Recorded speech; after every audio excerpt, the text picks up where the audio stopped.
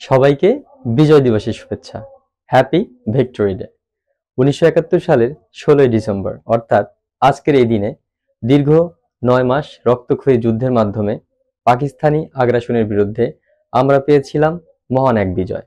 আমরা পেয়েছিলাম আমাদের প্রিয় বাংলাদেশ, নতুন এক দেশ বাংলাদেশ। আজকের সেই দিন, সবাইকে বিজয়ের শুভেচ্ছা। Happy victory day. আমি বোর্ডে একটি বাক্য লিখেছি, লাখো শহীদের রক্তের বিনিময়ে পেয়েছি আমাদের বাংলাদেশ, অথবা পেয়েছি আমাদের স্বাধীনতা। এই বড় বাক্যটি, এই ধরনের বড় বাক্যটি আমরা কিভাবে ট্রান্সলেট করব সেটাই আমরা আজকের ভিডিওতে দেখাবো। তো দেরি না করে শুরু করছি। Let's get started. আমরা এই বাক্যটি ভেঙে ভেঙে ট্রান্সলেট করার চেষ্টা করব। কিভাবে করব আমরা এখানে সেটাই দেখে নিই। আমরা ভেঙে ভেঙে করলে আমাদের অর্থগুলো আমরা ভেঙে ভেঙে আগে করতে পারি। আমরা জানি রক্ত হচ্ছে ব্লাড। বিনিময়, বিনিময়ের ইংলিশ কি? বিনিময়ের ইংলিশ হচ্ছে এখানে এট দ্য কস্ট অফ, এটা আমরা ব্যবহার করতে পারি। এটা একটি ফ্রেজ, এটা আমরা ব্যবহার করতে পারি। আমরা ব্যবহার করতে পারি এক্সচেঞ্জ, আমরা ব্যবহার করতে পারি থ্রো।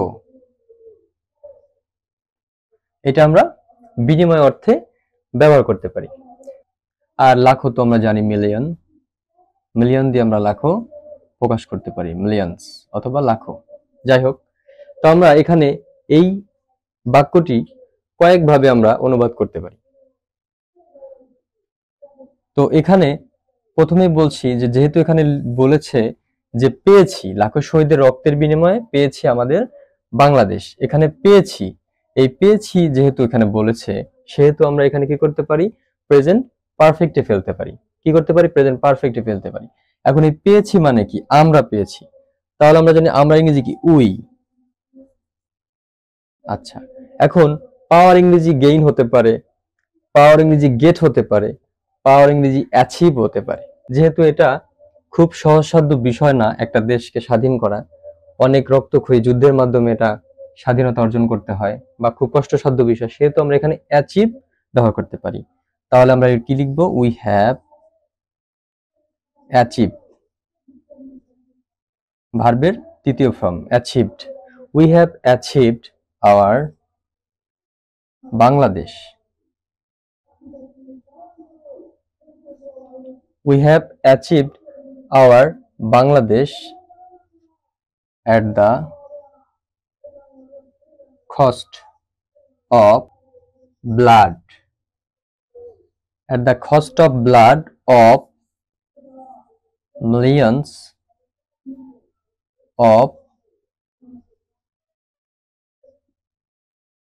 martyrs. তাহলে কি দাঁড়ালো?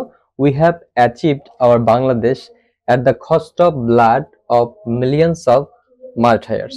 অর্থাৎ লাখো শহীদের রক্তের বিনিময়ে পেয়েছি আমাদের বাংলাদেশ। এই বাক্যটি আমরা ভিন্নভাবেও ব্যবহার করতে পারি বা করতে পারি, সেটা আমরা এই এক্সচেঞ্জ অর্থে আমরা এটা ব্যবহার করে করতে পারি। কিভাবে করব? In the exchange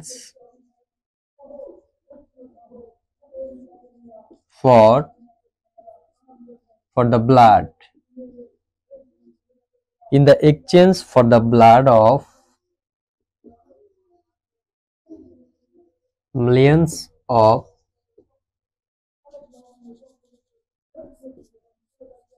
martyrs, we have gained our